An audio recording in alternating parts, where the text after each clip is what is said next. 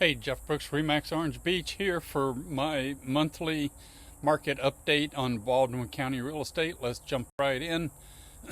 The short version here on this slide every month as of July 10th, the interest rate was 6.95, had a little bump up from last month. My personal prediction is any significant increase is going to be in 2025. We might see a little bit in the September, October, November time frame. Let's see what happens there. Prices in the residential space stable with slight appreciation continuing. Resort stable on average. I'm monitoring what looks like a possible dollar per square foot decrease, especially in the condo space. And then inventory. The condo and townhome inventory continues to rise. We're at almost 10 months supply right now. And residential levels are stable with some wide variation in that 3.5 to 4 or 3.25 to 4.25 months worth of supply. Here's the quick view on the interest rate. You can see that little bump up at the far right of this slide. Here is the numbers from Baldwin County. This past month of June to a year ago, looks like an 11% increase. The same thing on coastal homes. Again, a point-to-point comparison is not good. That's why we look at trends. Central Baldwin looked like it was down a little bit. Again, we'd have to look at the trend.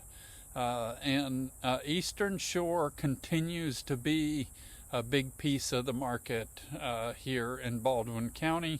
And then we saw more activity in North Baldwin than we traditionally do last month. Here's that price variation I'm referring to.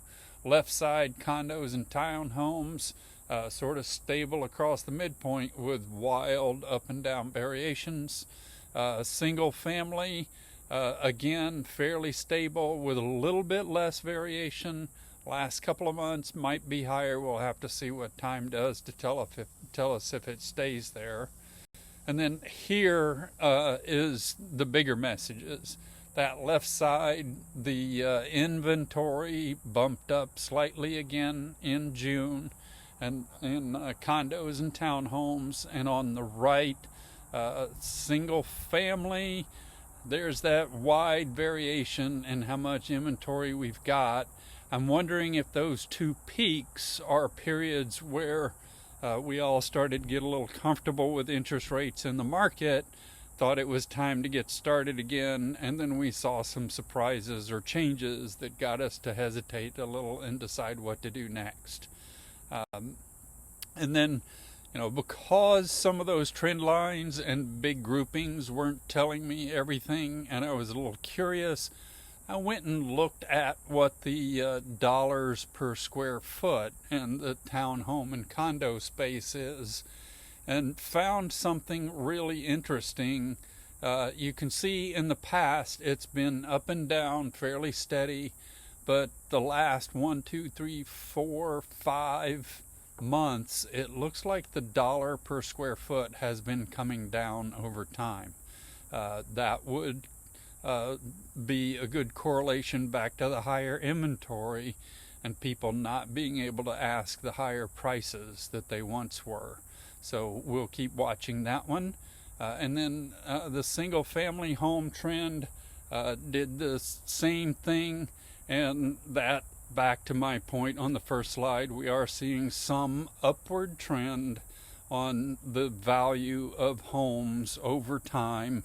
Not huge, but something healthy. So what does this all mean? For sellers in the residential space, your competition is still new construction. It still delivers that blank canvas for a new buyer to make that house whatever they want it to be. Most of the builders are still offering interest rate and closing incentives. Be prepared to, find a way to try and compete with that when you list your house. If you're selling a rental property, with as much inventory as out there, if you're in a complex with a lot of listings right now, you might be better off just collecting rent until the market starts to shift. Buyers, you know, I'm not aware of any time that it's been a bad time to own property. I know it's been a little uncertain lately. If we see a shift, you know, you might be in a situation where prices go up and you're priced out again. This seems like a good time to get in, hope for some shifts in interest rates next year, reapply for lower rates at that time. And I do believe the value of property will go up if we see those lower interest rates, so you'll double benefit. There's no perfect house, new or resale.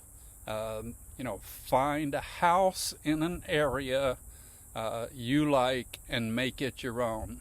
Take advantage of these construction incentive opportunities. Prices continue to slowly increase, and inflation is still eating away at your dollar. And the real estate is a hedge against that inflation. Rentals, I still say buy the dip. You know, if the prices are not increasing as quickly, if we're seeing some reductions in some areas, you know, now is a good time to get in. You know, additionally, you know, this is not a quick flip investment. You know, immediate positive cash flow is very unlikely. You have to build clientele into that rental space. You know, you have to figure out what all of your expenses are and manage them. And again, not aware of a bad time to own rental property. That's all I've got for this month. Hope it's helpful. Would love to hear what else you'd like to hear about. Have a great month until next time.